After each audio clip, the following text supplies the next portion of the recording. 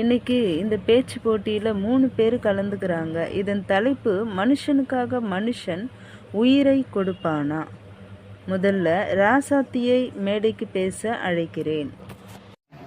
இந்த கூட்டத்துக்கு வந்த ஜனங்களுக்கு என் நன்றியை தெரிவிச்சுக்கிறேன். நான் என்ன சொல்கிறேன்னா, இப்போ எனக்காக என் கணவரை கூப்பிட்டு, என்னங்க எனக்காக உங்கள் உயிரை கொடுப்பீங்களான்னு நான் கேட்குறேன்னு வச்சுக்கோங்களேன்.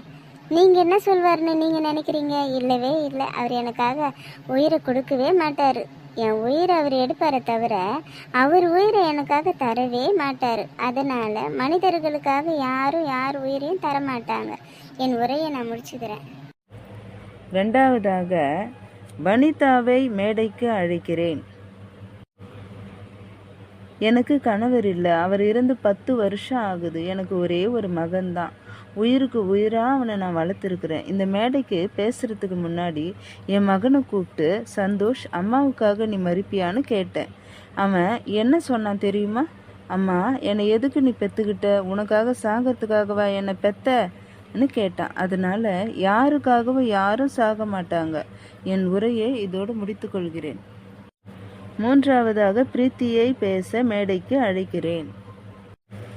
நீங்கள் எல்லாம் பேசினது எனக்கு வியப்பாக இருக்குது. ஏன்னா மாம்சத்தில் வந்து நம்மை போல மனிதனாக பிறந்து நம்முடைய பாவங்களுக்காக அவரை சிலுவையில் அறைந்தார்கள்.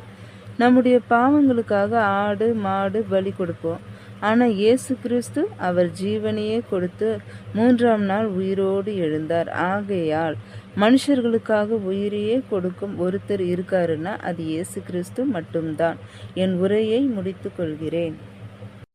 இந்த 3 பேரில் யார் சரியான பதில் சொன்னார்கள் என்று ஜனங்களாகிய உங்களிடமே இந்த தீர்ப்பை ஒப்புக் கொடுக்கிறேன்.